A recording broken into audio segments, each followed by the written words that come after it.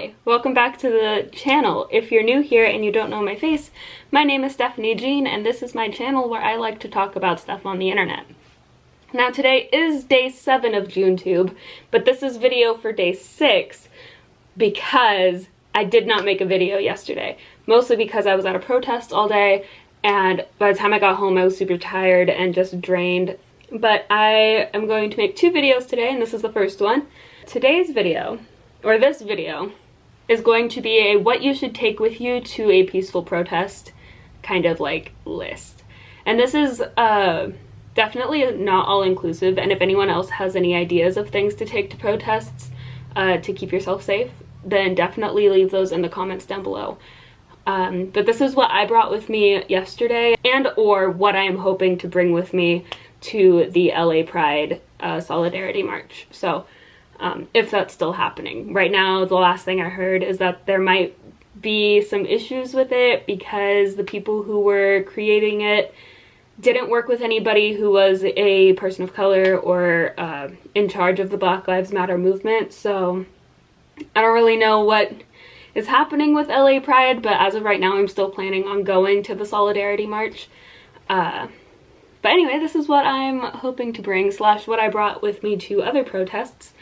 And if you're considering going to a protest, always remember to stay peaceful, but be prepared for others to not meet you with peace, but to meet you with violence. So this is a list for people going to peaceful protests, just to make sure that you are being safe and helping those around you stay safe as well.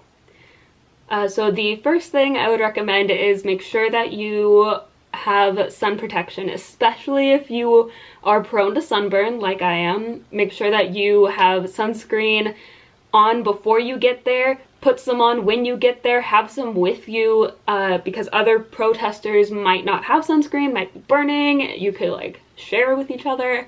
A lot of people had extra water bottles that we could hand out. Yesterday's protest in Oceanside was 5 hours long. Make sure you have head coverings to stay in the shade. If you are protesting in places where there has been violent retaliation from police officers with things like rubber bullets or tear gas, you're going to want to make sure that you have a hard hat to protect your head, some goggles or shatterproof glasses to protect your eyes. You're also going to want to have a poster probably.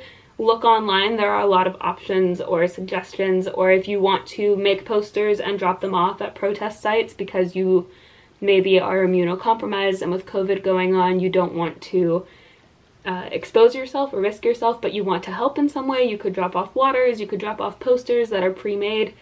I would recommend wearing nondescript clothing, so I wore just like this black t-shirt and black leggings and hiking boots. Any comfortable shoes because you will most likely be marching for a while. You don't want your feet to hurt.